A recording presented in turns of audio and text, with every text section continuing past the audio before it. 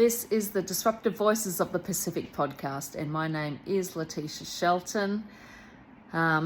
We've been running this podcast for several years now, giving voice to a lot of those topics that are taboo in the Pacific. And at the moment, we're looking at the issue of abortion. Our latest book that myself and Karen from Life Runners Fiji have compiled is called The Silent Cry, Stories of Abortions Across Fiji. And what I've come to know is that abortion is alive and well. It seems like the majority of women that I'm speaking to have experienced abortion. They know someone who has had it. And so it's, running rife throughout the Pacific. Recently, we had our book launch in Suva, as I've been here in Fiji. And we were really impacted by one of the speakers at that book launch. My good friend, Pastor Ritchie from Encounter Church at Nakasi. He talked about the fact that abortion is not only a woman's issue, but a men's issue. And obviously it takes a man and a woman to become pregnant. But generally it's the woman who's left with the pregnancy. And quite often it's the boy, the partner, who pressures her to abort. So in this little clip that we're going to play and show, you're going to listen to Ritchie. And really a challenge to men. And so sit back, enjoy, and listen to Ritchie. Thank you so much, Letitia, for this opportunity. And I had to write what I had to say down because I knew I was going to cry. So I'm going to try and keep it within 5 minutes because that's the time I was given. Firstly, I want to thank, I want to honor Letitia for the courage.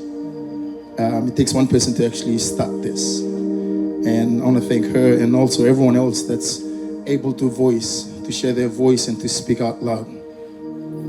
And it's not easy, but it has to be done. Tonight, I especially want to speak to the young men that are in the room. We often hear about abortion, and sometimes we think this is just a woman's issue. But I believe it's also a man's issue that we've got to start thinking about. I couldn't stop crying at the back there because my wife and I have been praying for kids. And I said to myself when I was standing at the back there, I wish I could have met that person and say, hey, I'm here for you. My wife and I are here for you. Maybe we could help you out in whatever way that we can.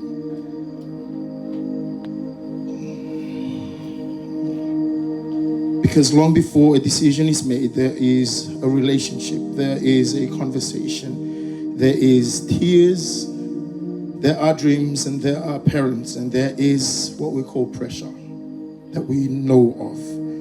And there is a young man who also has a choice in how he responds. I've always said this to our youth at home, that real manhood is not dependent upon what's between your legs, but it's dependent upon the decision that you make and the responsibility that you have about the decisions that you've done. I grew up as a pastor's kid.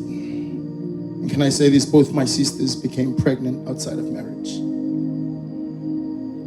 And to be honest, it wasn't easy. There were questions, there were a lot of tears. I could still remember the night when my sister I'm the youngest in the family, and my sister was in Form 6. I have an older sister who's in university, the one that was in Form 6. It was a Sunday night. I could still remember it clearly because it was a Sunday night. And she started to have stomach pains, and we found out that she was 8 months pregnant. We didn't know. I could see my dad sitting there, and he couldn't even take her to the hospital. My cousin, who was a lawyer, had to drive my sister off to the hospital. After they had left, maybe an hour later, I saw my dad get up without saying anything, and they just got into the car, drove off to the hospital. Made sure that he walked into that room and just tell my sister, it's gonna be fine. Mom and Dad are here for you.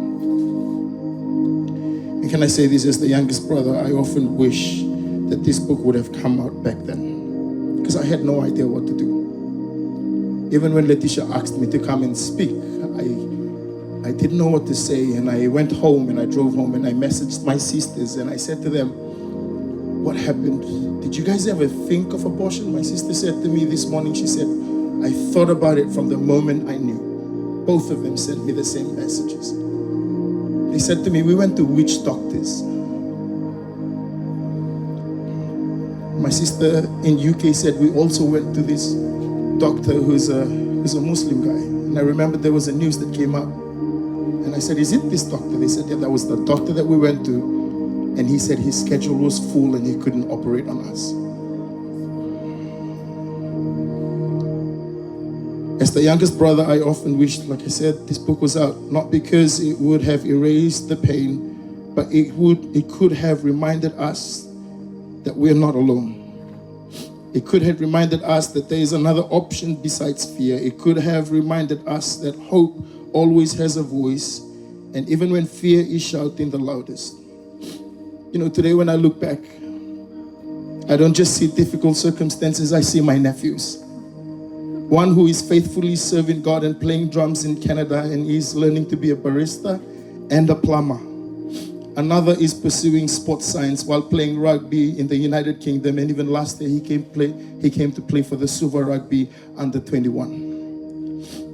Imagine if fear had written the final chapter of their story. Imagine if someone had said to them that this child has no future. Imagine if they had listened to the voice that said that you were an embarrassment.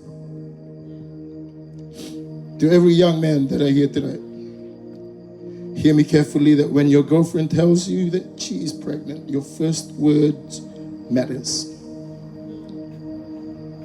Don't say you have ruined my life. Don't say go fix it. Instead say we'll face this together. Those 5 words will change generations. I can tell you all about research, but I don't care about that. All I care about is that young men, you've got to be courageous. Courage is not running from consequences. Courage is staying, and courage is saying, I'll work another job. Courage is saying, I'll tell your parents the truth. Courage is holding her hand when she's scared. Courage is becoming the father your child deserves. I remember when I was in uni, one of my favorite quotes was this from a psychologist. When we are no longer able to change the situation, we are challenged to change ourselves. Sometimes life gives us circumstances we never planned, but those circumstances don't have to define our character as young men. And finally, to anyone here who has experienced abortion, this book is not about condemnation, it is about hope. Your story is not over. There is grace, there is forgiveness, there is healing. And there is a God who still writes a beautiful ending to the story. To the author, thank you, Letitia, for giving Fiji another voice of hope. May this book help frightened teenagers become courageous parents. May it help broken families find healing. May it help pastors like me be able to have the answer or even say something that will help. And I hope and I pray that this book will allow the church to begin to hear. Thank you.